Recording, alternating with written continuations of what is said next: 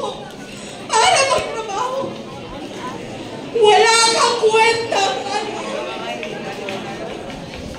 Sayang baka mo yung ilang taon na nag-aral ako. Yung meron sanang oportunidad na magkaroon ng magandang trabaho. Alam niyo ba, isang bagay kabataan na gusto kong sabihin sa inyo.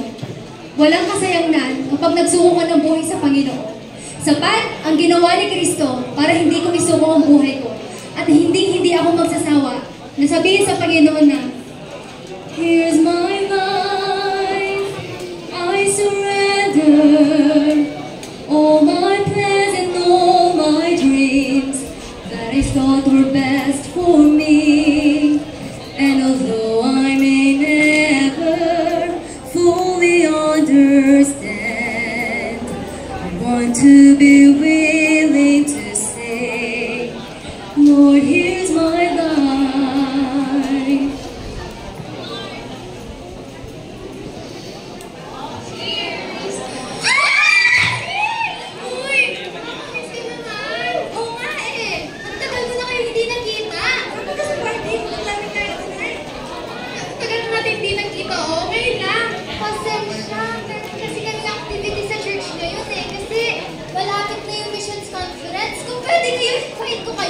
Alam niyo ba, magaganda yung preaching dun eh. Church na naman. Wala ka ng oras para sa amin. Kaya nga nakakasawa kang maging kaibigan, puro na lang church. Pasensya, alam niyo kasi, mas mahalaga yung salita ng Panginoon kaysa sa anumang bagay dito sa mundo. Alam mo, yung Bible matanda na. It's not accurate anymore. Alam mo kasi, yung Bible inspired yan sa Panginoon at hindi ito nagkakamali. Kaya sige na, kung gusto niyo, kahit 10 minuto lang, share ko kayo. Alam mo, Bella, lagpas ka na sa langit. Alam mo, mas okay na lumagpas na kaysa hindi kita makasama. Mahal ko kayo, mga kaibigan ko kayo, kaya gusto ko kayo ma-share ng salita ng Panginoon. Kahit 5 minuto lang, 5 minuto lang. Sinong pipiliin mo, ang Diyos o kami? Pasensya. Mahal ko kayo.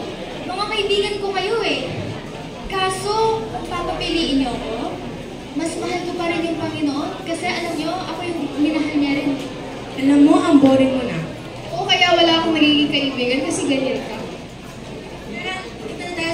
Para naman, bye. Ikaw! Ikaw! Ikaw!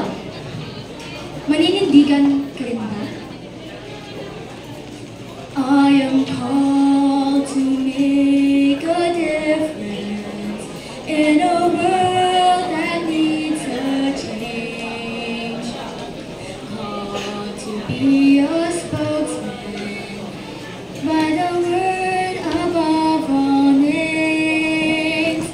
Called to bear the cross of Christ.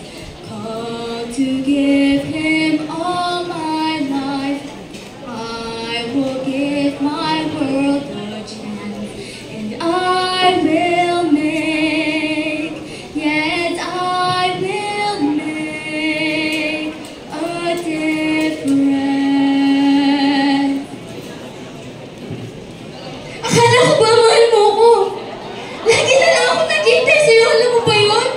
Oras-oras, minuto. Lagi ko check yung phone ko para lang makita kung nag-reply ka sa mga message ko.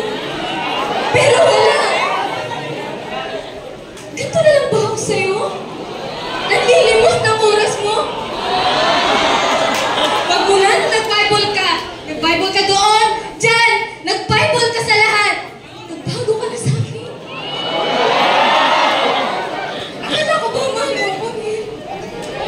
Sumagot ka ano? Kung ganito na lang rin ang mangyayari sa atin, mabuti pang tapusin ka lang.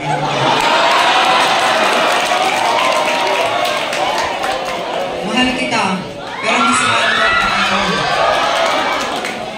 Ikaw, sino ang pipiliin mo? All I ever want to be is what you want for me, Lord. I give my life to you, and all my hopes and dreams and plans I place within your hands, Lord. I give my life soon.